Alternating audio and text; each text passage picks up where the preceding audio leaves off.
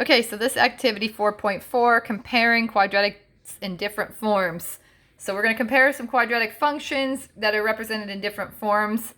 The first problem, Josiah compared the table of values for f of x and the graph of g of x to determine which quadratic function has a greater maximum value.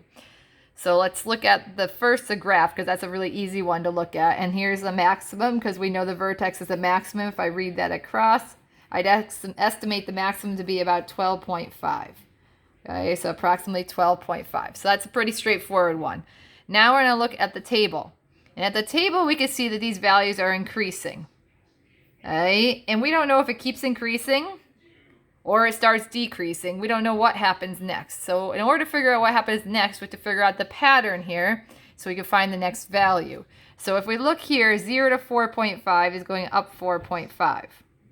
4.5 to 8 is going up 3.5. 8 to 10.5 is going up 2.5. 10.5 to 12 goes up 1.5. We know those first differences will not be the same because it's a quadratic function. So we have to check the second differences. And the second difference is down 1, down 1, down 1. So we need to keep this pattern going. So the next value from here to the next value is going to be down 1. So this should be 0.5. So to go from 10 to 12 to the next value down, it's going up 0.5. So the next value is 12.5. And that would be at 4, because this is going by 1, so we keep this pattern. So we're basically looking for the patterns to continue the table. So again, our first differences are here. Our second differences are here. Those are all going to be the same. So we follow that again. We have to go down 1. And if we go 0.5 and go down 1, we're going to be at negative 0.5. So if we go to the next value, 12.5 minus 0.5 will be 12. And that's at 5 seconds. And now hopefully you see at this point that we've now gone back the other way. So we've hit our vertex right here. So what is the vertex at this point? 4, 12.5. So if we're asking for the greater maximum, well, the maximum here is 12.5. And the maximum there is approximately 12.5. So the reality is they have the same maximum.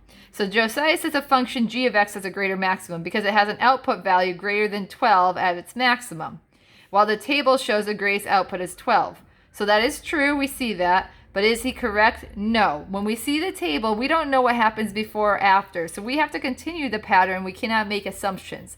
So as we saw here, when we continue the pattern, we actually got to 12.5. So Josiah is not correct. Okay, and I want you to explain to me why he's not correct at this point. Okay, we just talked about it. Tell me why he's not correct. Number 2, approximate the absolute maximum for each function. So we just did that. So let's go. The absolute maximum is approximately 12.5 for each function. Now we have Ben and Corinne. Ben and Corinne are trying out their new drones, but they're not very good at flying them yet. The drones keep very precise records of their elevations. Compare these two drone flights launched at the same time. The height and feet of Corinne's drone flight over the time in seconds can be approximated by this function. The table of values shows the height and feet of Ben's drone at different times. Which flight began at a higher elevation? How do you know? So we're going to start with the equation, and we're going to think about which value tells us where it begins, or the starting height, or which we call the y-intercept. So the starting height is always when x is 0, and we need to find the y value. If we plug in 0 for x, the y value is always that c value. So this started at 1 foot off the ground. And I should write that down here. So Corinne started at 1 foot. Okay. Now let's look at Ben. Where does Ben's start? So remember, the starting point is when the time is 0. So Ben starts at 4 feet off the ground. So it says, which flight began at a higher elevation? Ben. How do we know? You tell me. For B, which drone began descending first? So descending means going down. So if we want to figure out which one starts going down first, they go up and then down. Which one starts going down first? We need to figure out which one gets to the highest point first. So we need to know the axis of symmetry. right? Because the axis of symmetry tells us the time in which it hits the highest point. All right, so let's start with Corinne. If we want to find Corinne's axis of symmetry, we go over here. X equals negative b over 2a, because she's got the equation. So then it's going to be negative 7 over 2 times negative 3, which is 7 over 6. So Corinne begins descending at 7 over 6, or 1 1/6 seconds. Okay.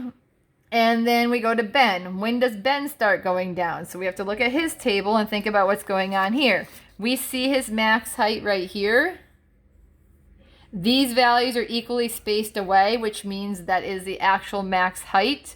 When does that max height happen? So Ben happens at 0.25 seconds. So now you tell me which one started descending first. So which one hit the max and started going down first, and explain how you know that. And then for C, which of the drones has a greater average increase in height over time up to its maximum height? So we're going to start with Corinne. And we want our starting value, which was 0, 1, up to the max height, which was 1 1/6. And we didn't actually calculate what that value is, so we got to go back and figure out the max height. So we're going to go negative 3, 7 over 6 squared, plus 7 times 7 over 6, plus 1. And this is going to be negative 3 times 49 over 36, plus 49 over 6, plus 1. And then if we continue solving that, we're going to get, let me just calculate this. 3 times 49 is negative 147 over 36, plus we got to multiply by 6 tops and bottom, so 49 times 6 is 294 over 36, and then plus 36 over 36. If I calculate that out, end up with 183 out of 36, and I'm going to divide that. And so 1 1/6 and then 5.08. I could have left it as a fraction, but we'll just go with that. So that's Corinne. And actually, I'm not gonna keep that as, I'm gonna keep that as a fraction because it'll be easier to do because we have a fraction here. So 36 goes in 183 5 times with a remainder of 3. So it's gonna be 5 and 3/36, or 5 and 1/12. Okay. So now we have Corinne, and we need to find her average increase in height over time. So we're going to do her slope. 1 to 5/12 is going to be up 4 and 1/12. 0 to 1 1/6 is up 1 1/6. If we want to divide that, we're going to have 49 over 12 divided by 7 over 6. So then we have 49 over 12 times 6 over 7. Remember, when you divide, you multiply by the reciprocal. These cancel nicely. 49 divided by 7 is 7 to 1. 6 to 12 is 1 to 2. And we get 7 over 2, or 3.5. So the average rate of change is 3.5. So it's going up 3.5 feet per second. Okay, and then for Ben, his starting value is 0.4. His max is at 0.25, 4.25. So he went up 0.25 and 0.25. So his slope is 0.25 or 0.25 or 1. So 1 foot per second is how much he is increasing. So the average increase in height, the greater one, is Corinne. She's traveling at 3.5 feet per second, and Ben is increasing by 1 foot per second. So now you're going to do the worksheet with similar ideas.